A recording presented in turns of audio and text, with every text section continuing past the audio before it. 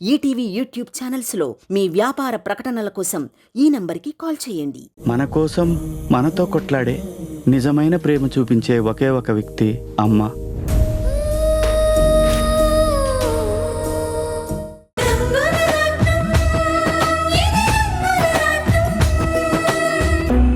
తొలి చూపులోనే నాకు వర్ష మీద ప్రేమ పుట్టింది. అది మనసులో బలంగా నాటుకుపోయింది.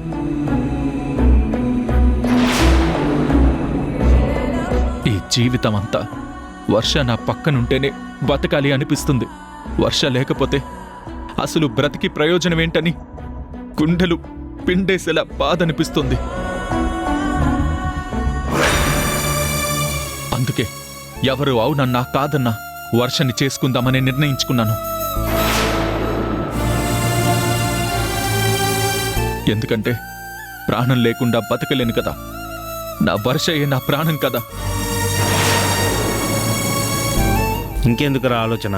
పెద్దవాళ్ళకి నీ ప్రేమ అర్థం కాకపోయినా ఇంతలా ప్రేమించి నీ వర్షాన్ని నువ్వు వదులుకోకు. నువ్వు వర్ష పెళ్లి చేసుకోండి, తర్వాత అన్నీ అవే సర్దుకుంటాయి. ఆ ప్రయత్నం కూడా చేశాను, కానీ వర్ష వాళ్ళక్కని కాదని రానంటుంది. వర్ష వస్తాను అని ఒక్క మాట చెప్తే చాలు, ప్రపంచాన్ని ఎదిరించైనా సరే వర్ష మెడలో తాళి కట్టి నా సొంతం చేసుకుంటాను. నాకు ఆ అదృష్టం లేదురా. ఈ జన్మకి వర్ష నాది కాదు. కానీ ఒక్కటి, వర్ష లేని జీవితం నాకక్కర్లేదు. ఏంట్రా ఆ మాటలు? ప్రతి సమస్యకి ఓ పరిష్కారం ఉంటుంది. మా సమస్యకి పరిష్కారం లేదురా. మమ్మీ డాడీలని శంకర్ ప్రసాద్ రెచ్చగొట్టాడు. దాంతో వీళ్ళు రాణిని నాన్న మాటలన్నారు. వాళ్ళ అక్కనేమైనా అంటే వర్ష ఒప్పుకోదని నీకు తెలుసు కదరా. అందుకే ఇప్పుడు వర్ష రివర్స్ అయింది. ఏం చేయాలో ఎలా చేయాలో నాకు అర్థం కావట్లేదు. నా ప్రేమకి ద్రోహం చేసేవాళ్లే కానీ నాకు సాయం చేసేవాళ్ళు లేరు శేఖర్.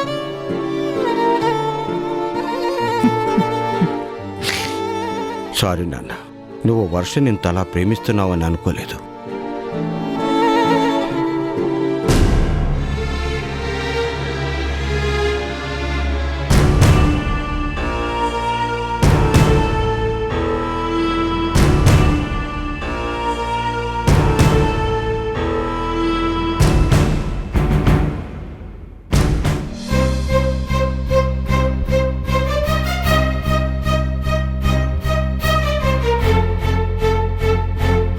Good morning sir.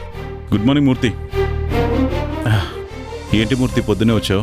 అదే సార్, ట్రెజరీ నుంచి మనకు చెక్ వచ్చింది సార్. చెక్క? దేని గురించి? మన నార్సింగ్ సైట్ ప్రభుత్వం తీసుకుంది కదా, దానికి వాల్యూ కట్టారు. మూర్తి, నీకెన్నిసార్లు చెప్పాను ఆ గాయాన్ని మళ్ళీ మళ్ళీ గుర్తు చేయొద్దని? ఒకసారి చెప్తే అర్థం కాదా? మూర్తి మీద సీరియస్ అయితే పాపం మూర్తి ఏం చేస్తాడండి? ఎవరు ఏం చేయలేరు పూర్ణ, కానీ ఈ బాధ మాత్రం నాకు మిగిలే ఉంటుంది. మూర్తి, అయినా ఆ చెక్ నువ్వెందుకు తీసుకున్నావు? బై పోస్ట్ వచ్చింది సార్. కవర్ ఓపెన్ చేసే వరకు ఇది చెక్ అని నాకు తెలీదు. ఇప్పుడు తెలిసింది కదా, చింపేసి అవతల పారే. సార్, 2 కోట్ల చెక్కు సార్. మూర్తి, 1500 కోట్ల వ్యాపారం జరుగుతుందంటేనే నేను ఆ స్థలంలో వెంచర్ వేయను అన్నాను. ఎందుకు? నేనెప్పుడు కూడా ఆ స్థలాన్ని ఆస్తిగా చూడలేదు. నా మనవరాలు వర్ష జ్ఞాపకంగా చూశాను. ఆ జ్ఞాపకాన్ని గోపి చెరిపేశాడు. ఇప్పుడు ఆ జ్ఞాపకానికి వెలకట్టి పంపించాడు. అది నీకు డబ్బు రూపంలో 2 కోట్లు అనిపిస్తే, నా మనవరాలి జ్ఞాపకాన్ని దూరం చేసిన శత్రువు నవ్వులా కనిపిస్తుంది.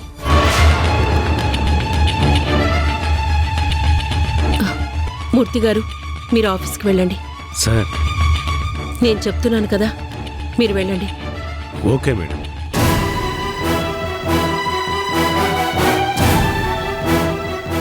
ఏంటండి ఈ అర్థం లేని ఆవేశం? మూర్తి మీద అరిస్తే మూర్తి ఏం చేస్తాడు? ఆ చెక్ చింపేసినంత మాత్రాన పోయిన స్థలం తిరిగి వస్తుందా?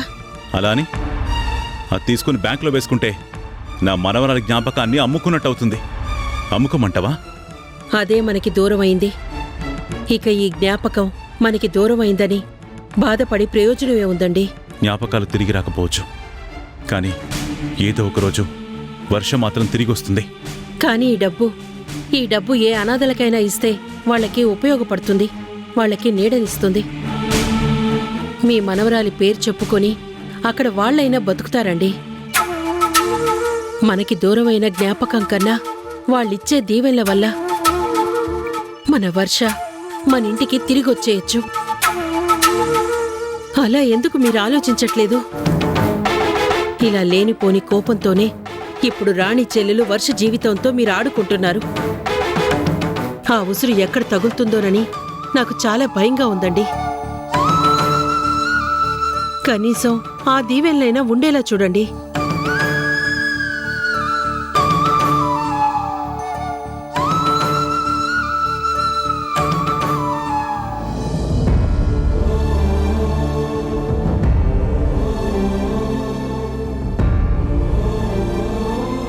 నువ్వు చెప్పింది నిజమే పూర్ణ. ఈ చెక్ అనాథలకే ఇస్తాను.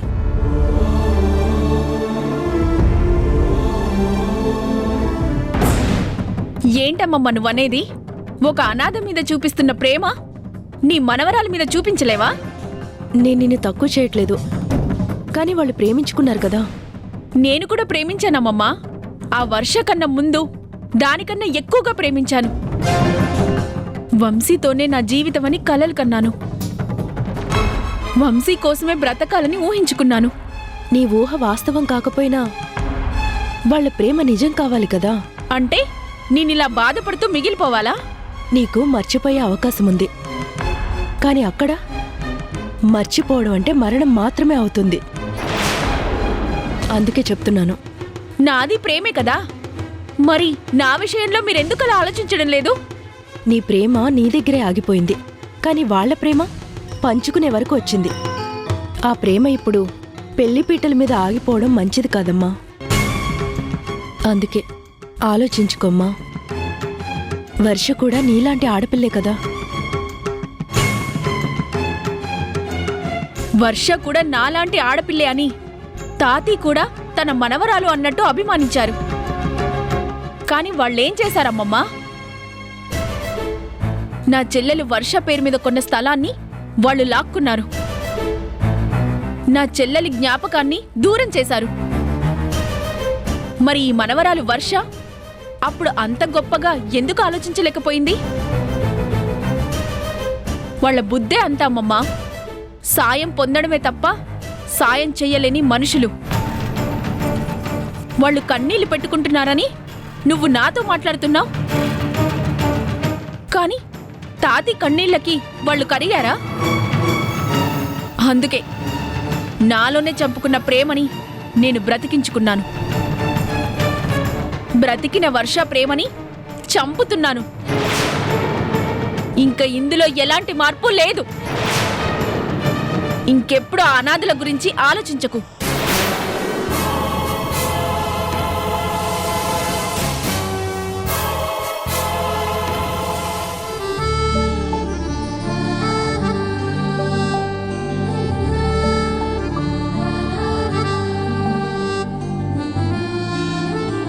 ఏంటి బంగారం, మీ బావతో మాట్లాడావా? మాట్లాడినా, కానీ ఏ ప్రయోజనం లేదు. అదేంటి, మీ బావ ఒప్పుకోలేదా?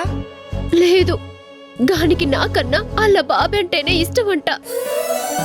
వాళ్ళ బాబు ఇజ్జత్ తీసిన ఆ ఇంటి నుంచి సంబంధం కలుపుకోనన్నాడు. నన్ను మర్చిపో అన్నాడు. బుద్ధుందా లేదా? అలా ఎలా చెప్తాడు? ప్రేమించాను అని వెంటపడ్డాడు, పెళ్లి దాకా తీసుకొచ్చాడు. తన మీద నమ్మకంతో పెళ్లికి ముందే తొందరపడి తల్లివి కాబోతున్నావు.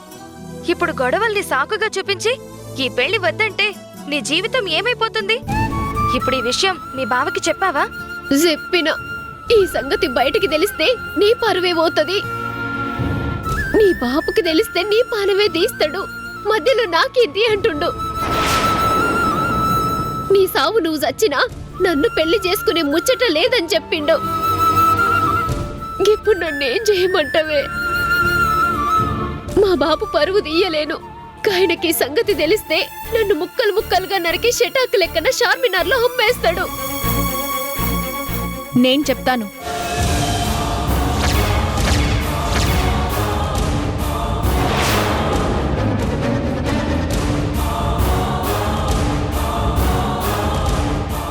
ఏంది సాటుమాటుగా మా ముచ్చటింటున్నావులే? కోపగించుకోకు బంగారం. నేను ఇదివరకు సమంతని కాదు, మారిపోయాను. నాకిప్పుడు వర్ష ఎంతో, నువ్వు నాకంతే.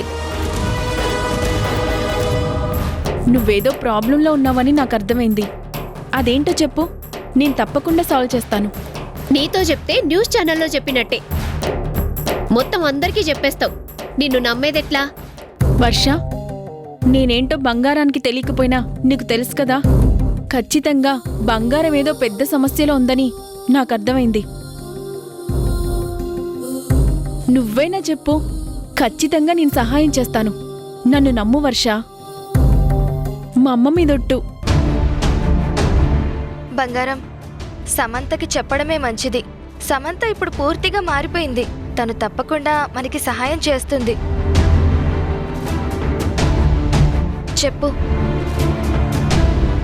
గది నేను మా బావని చాలా ఇష్టపడ్డాను.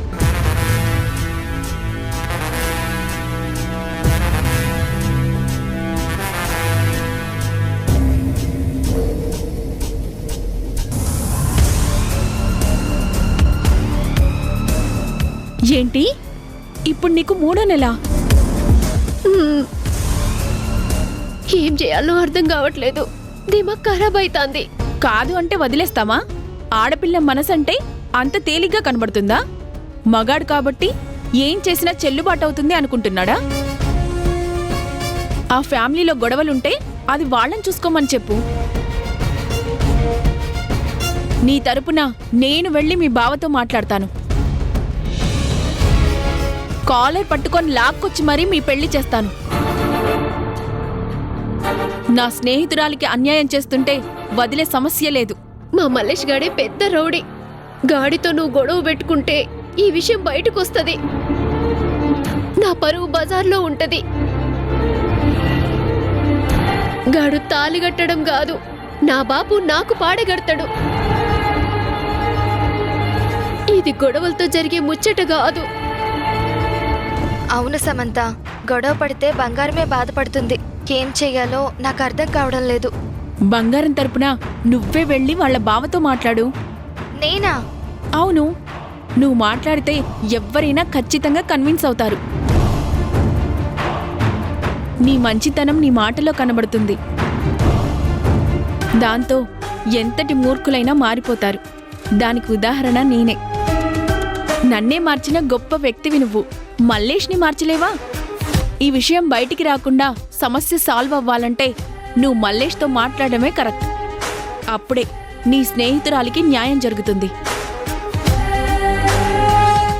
అది కాదు సమంత, నాకు భయం వేస్తుంది. కావాలంటే మనమిద్దరం వెళ్ళి మాట్లాడదాం. నేను వస్తే అక్కడ గొడవే అవుతుంది. అదే నువ్వు మాట్లాడితే బంగారం పెళ్ళవుతుంది.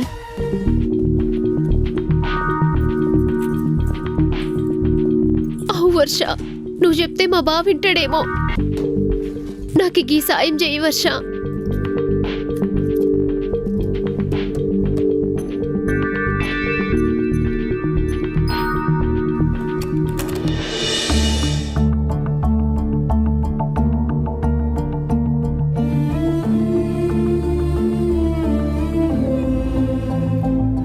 ఎవరు బాబు మీరు?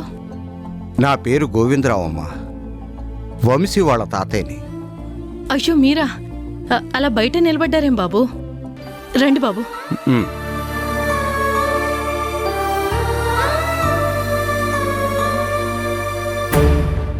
కూర్చోండి బాబు. అమ్మా రాణి, వర్ష.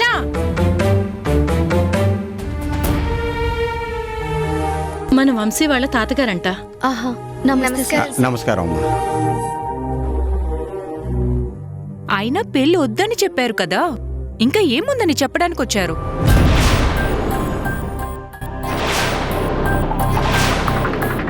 తల్లిదండ్రులు ఏవేవో ఆలోచిస్తారు.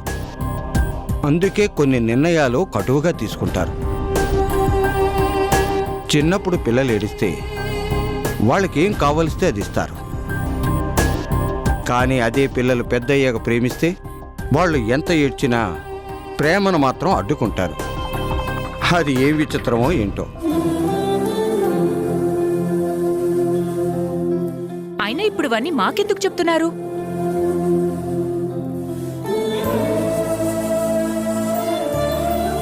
అమ్మా వర్ష, నేను కూడా అందరిలాగే ఏదో వయసులో ఉన్నారు, ఇద్దరూ ఆకర్షితులయ్యారని భ్రమపడ్డాను.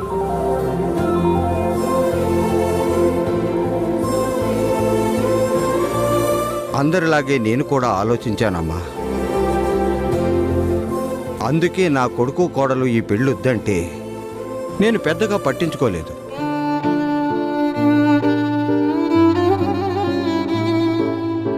కానీ మా వంశీ తన ప్రాణం కన్నా నిన్నే ఎక్కువ ప్రేమిస్తున్నాడని నిన్ననే తెలిసిందమ్మా.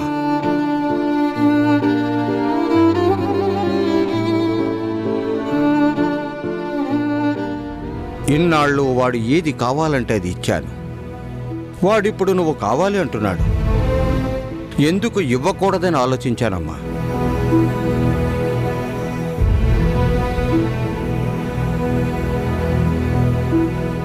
అందుకే మీ ఇద్దరికీ పెళ్లి చేద్దామని నిర్ణయించుకున్నాను. ఆ విషయమే మీతో మాట్లాడదామని వచ్చానమ్మా.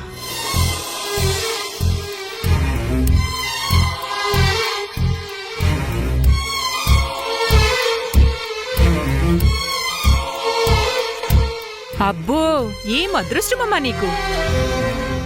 నీకు సుడి మామూలుగా లేదుగా.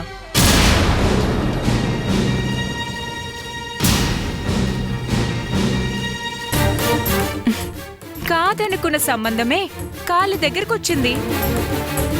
ఇంకా అక్క జైలుకెళ్తేనేంటి, మర్డర్లు చేస్తేనేంటి?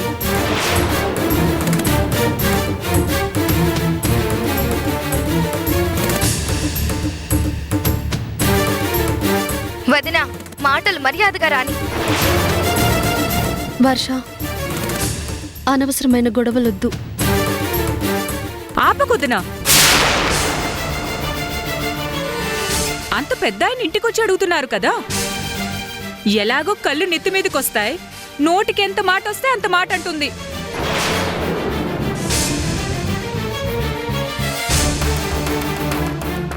అయినా నువ్వు జైలుకు వెళ్ళొచ్చావనే కదా వాళ్ళీ సంబంధం వద్దు అంటున్నారు.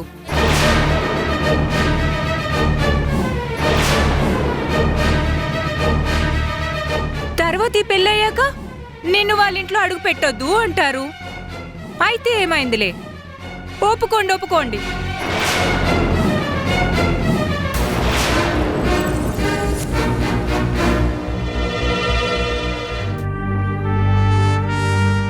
చాలా సంతోషం బాబు గారు. వీళ్ళిద్దరూ ఎంత ప్రేమించుకున్నారో నాకు బాగా తెలుసు. ఇప్పుడు వీళ్ళు ఇలా విడిపోతున్నందుకు ఎంత బాధపడుతున్నారో నాకు తెలుసు. కానీ ఏమీ చేయలేని పరిస్థితుల్లో ఆగిపోయాము. కానీ మీరే ఇంటికొచ్చి మమ్మల్ని అడగటం మా వర్ష చేసుకున్న అదృష్టం. మా మీద ఇంత దయ చూపిస్తున్న మీకు ఎలా కృతజ్ఞతలు చెప్పాలో కూడా మాకు అర్థం కావట్లేదయ్యా.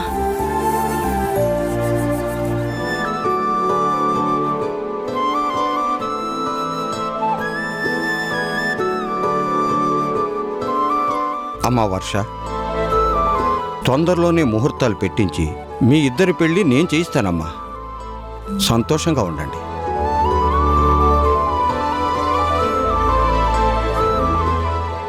నన్ను క్షమించండి సార్. ఈ పెళ్లికి మీ కొడుకు కోడలు ఒప్పుకుంటారా?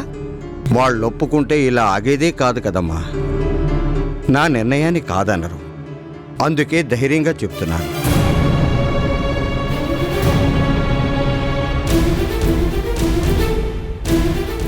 మీకెదురు చెప్పలేక మా పెళ్లికి ఒప్పుకోవచ్చు.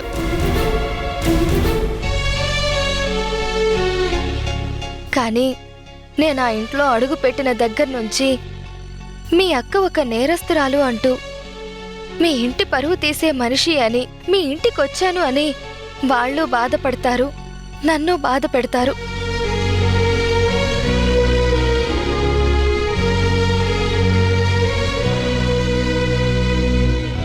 ఎంత బాధనైనా నేను భరిస్తాను. కానీ మా అక్క గురించి ఎవరు చులకనగా మాట్లాడినా నేను తట్టుకోలేను.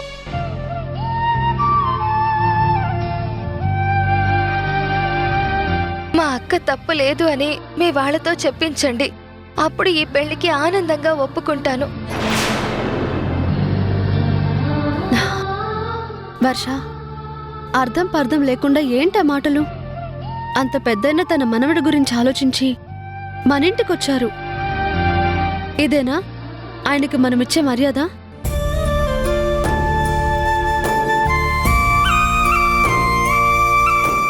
అక్క, ఆయన అపురూపంగా పెంచుకున్నారు కాబట్టి వంశీ బాధపడకూడదు అని ఆయన వచ్చారు.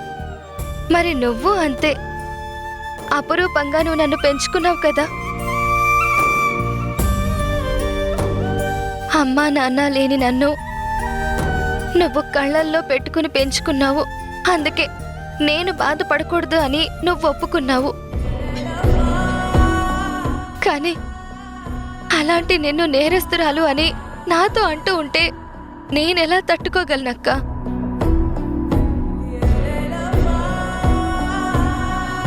నిన్ను నిందించే మనుషుల మధ్య నేను ఆనందంగా ఎలా ఉండగలను? వాళ్ళని ఆనందంగా ఎలా ఉంచగలను? నేను నా స్వార్థాన్ని చూసుకోలేనక్క.